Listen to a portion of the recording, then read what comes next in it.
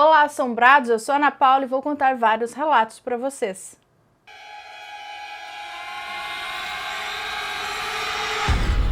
Histórias assombradas. Os homens conversando com a minha mãe pela televisão. A moça que nos conta esse relato diz que isso aconteceu com a mãe dela. Então ela conta que lá em 2017 a mãe dela estava sozinha em casa à noite assistindo a novela preferida dela. Quando de repente ela escutou dois homens conversando. E ela reparou que o som das vozes vinham de dentro de casa, não era do lado de fora, não, era de dentro da casa. Aí a mãe dela baixou o volume da televisão e ficou bem quietinha, prestando atenção para ver de onde que vinha aquilo. Aí ela pegou o celular na mão e é claro que ela ficou com muito medo, né? Você já fica pensando, alguém entrou dentro de casa, ou sei lá o que que é isso. Quando de repente o volume da TV aumentou sozinho e ela ouviu dois homens, as vozes de dois homens. E esses homens falavam o seguinte: "A senhora está nos escutando?" A mãe dela disse que só arregalou os olhos, mas não disse nada, e eles continuaram falando. "Ela tá ouvindo sim, olha a cara dela." Nessa hora a mãe dela começou a orar e pedir proteção para Deus. Ela diz que na TV estava passando a novela, mas o som que saía da TV era de dois homens, era a voz de dois homens. A mãe dela continuou calada e escutou eles dizendo: "Senhora, a senhora para de ficar nos olhando. A senhora pode ir à igreja e acender 15 velas para nós, por favor?" E aí a mãe dela, tremendo de medo, respondeu: "Quem são vocês?" Afinal, ela não viu ninguém, ela não via eles ali, nem na televisão, nada, ela só ouvia. E o som vinha da TV. Daí ela pegou o controle remoto e mudou de canal. Sei lá, ela pensou que podia ser algum mau contato, alguma interferência ali do canal, enfim. Mas não adiantou nada, eles continuavam falando. "A senhora pode nos ajudar? Somos duas almas precisando de reza." E a mãe dela respondeu: "Vou acender as velas sim, mas vocês me prometem que vão seguir em paz e nunca mais vão me pedir nada?" E eles prometeram, dizendo: "Sim, senhora." No dia seguinte, a mãe dela foi lá, comprou as 15 velas e acendeu no Cruzeiro das Almas na igreja. Acendeu ali no Cruzeiro da igreja e rezou por eles. E ela conta que no momento em que ela estava saindo do cruzeiro, ela viu duas borboletas coloridas que vieram, sentaram nela e depois foram embora. E a mãe dela acredita que aquelas duas borboletas eram um sinal de agradecimento daquelas duas almas. E a moça que nos conta esse relato diz que até hoje ela tem pavor dessa história. Já pensou você aí assistindo a sua televisão e uma alma resolve falar com você através da TV? O dia que eu vi um homem se transformar numa pantera. A moça que nos conta esse relato diz que isso aconteceu com ela quando ainda era adolescente. Ela tinha por volta de 16 anos e ela e os amigos nessa época gostavam muito de acampar no mato. E para isso eles iam num parque que era fora da cidade, onde era permitido o acampamento. Mas ela diz que uma noite começou a tudo ficar meio estranho. Para começar, as pilhas das lanternas de todo mundo esgotaram rápido demais. E eles ficaram só com a luz da fogueira e a luz da lua, que aliás a lua também estava estranha. Ela estava diferente, sei lá, era uma lua muito grande, muito brilhante, uma lua linda, mas que criava um climinha assustador ali até, assim, tava um clima estranho. E aí, depois de muito conversarem, a galerinha ali, os amigos no acampamento, estavam cansados já, resolveram cada um entrar para sua barraca para dormir. Porém, no meio da madrugada, eles acordaram com o barulho de um esturro. O esturro aqui, que ela diz, é o barulho que a pantera faz ou a onça faz, sabe? Um barulho que é o barulho que elas emitem, sei lá. Claro que todo mundo ficou morrendo de medo, afinal, né, uma onça, uma pantera, alguma coisa do tipo rondando o acampamento não é muito legal. Mas criaram coragem e saíram da barraca para ver o que estava acontecendo, o que tinha ali fora. Foi quando viram, segundo ela, a coisa mais aterrorizante da vida deles. Surgiu na frente deles um homem que começou a se transformar. O cara se transformou na frente de todos os amigos dela e dos amigos ali. Ele começou a criar uma pelagem escura, mas muito escura. Chegava a parecer que era mais escura que a noite, sabe? Começou a sair garras da mão dele e ele ficou de 4. Os dentes também surgiram e ele ameaçou ir para cima da molecada lá. A partir desse momento, ela não sabe mais nem o que ela viu pela frente. Ela só quis correr. Ela conta que chegou a fazer xixi na calça, de tanto medo que ela ficou daquilo que eles presenciaram, mas mesmo assim ela correu e correu. Não viu mais, ele ia atrás dela, correram os amigos. Nem não viram mais quem que vinha atrás, quem que ia na frente, só queriam correr. Aquela noite estava fria, mas eles não estavam nem aí, largaram tudo que eles tinham, tudo no acampamento, largaram tudo para trás, só correram para sair de lá. Quando chegaram na portaria do parque, todo mundo começou a gritar, a falar um por cima do outro para tentar explicar o que eles tinham visto. E o guarda voltou lá com eles, então, para ver o que poderia ser, o que estava acontecendo, ver as coisas deles. Mas o bicho não estava mais lá, só que as marcas de patas no chão estavam. Acontece que foram embora na mesma noite e nunca mais voltaram ao local. Agora me fala aqui, o cara ele não se transformou em um lobisomem, ou será que era um lobisomem que ele estava transformando? Ela disse que ele se transformou numa pantera, então seria um felino, não um canino. Nesse caso foi um felino, você viu que era um bicho? Que é isso, gente? E aí, pessoal, estão gostando dos relatos? Então não esquece de deixar o seu like no vídeo, hein?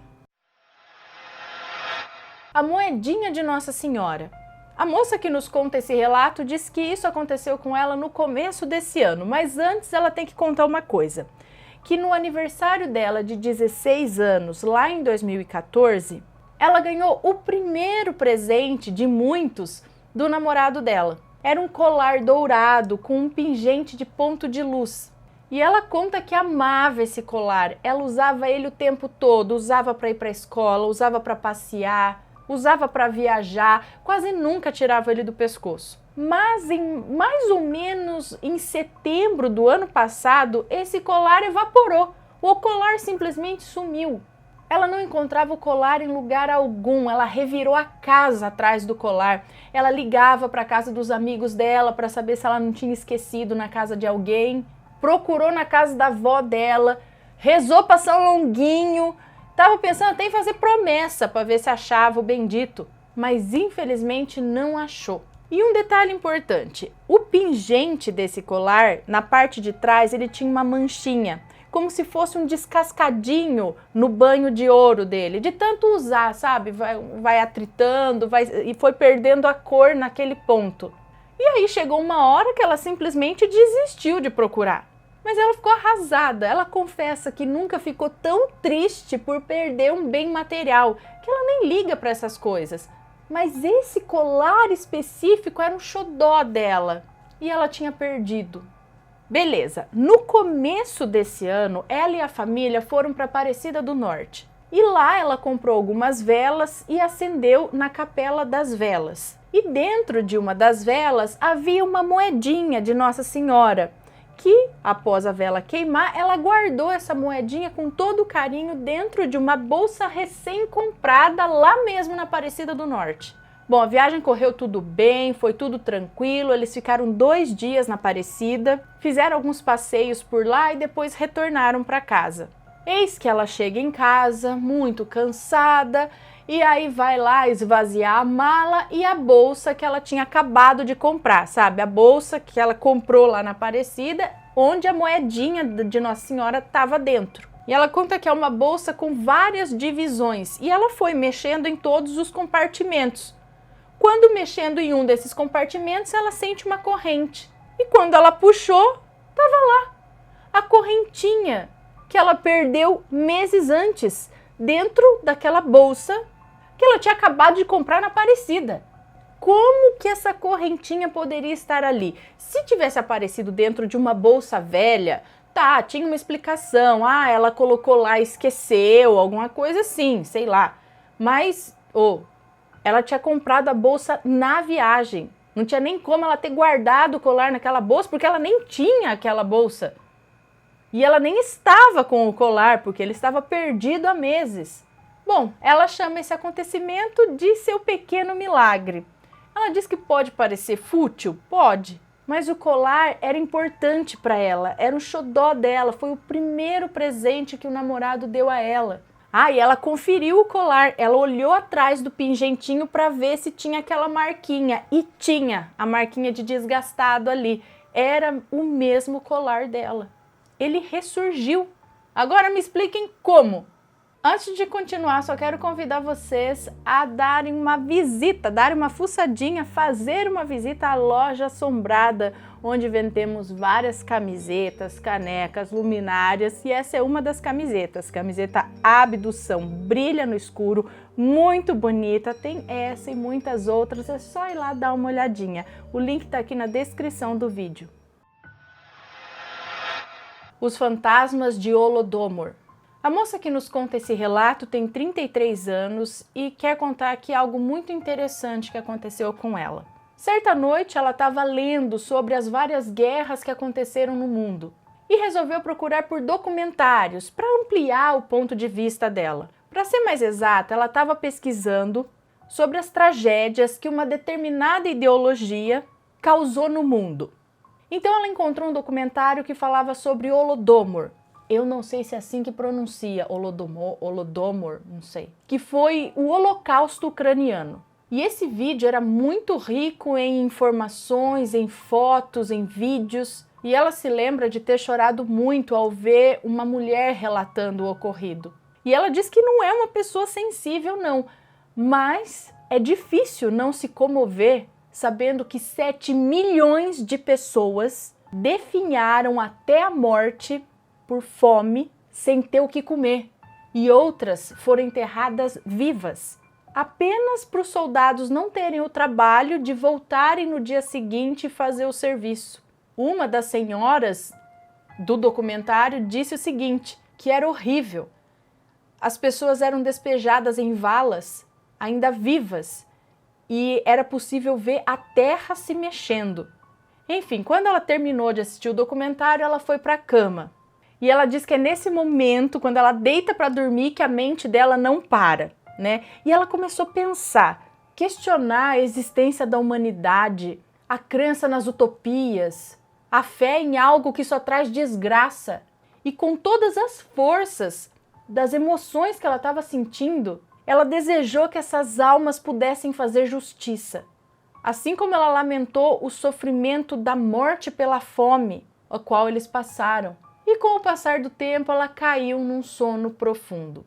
No outro dia, como todos os dias, ela acordou às 5h30 da manhã para trabalhar. Aí ela colocou o café na cafeteira, foi tomar um banho e quando estava saindo do banho, já vestida, ela escutou uma voz chamando por Darina. Olhou pelo vidro da janela e era uma senhora magra, com roupas humildes, segurando na mão de uma menina, que possuía a mesma aparência, também magra. Aí ela foi até o portão e essa mulher falava com ela, mas ela não entendia nada do que a mulher falava. A criança permanecia calada e olhava para ela com olhos brilhantes.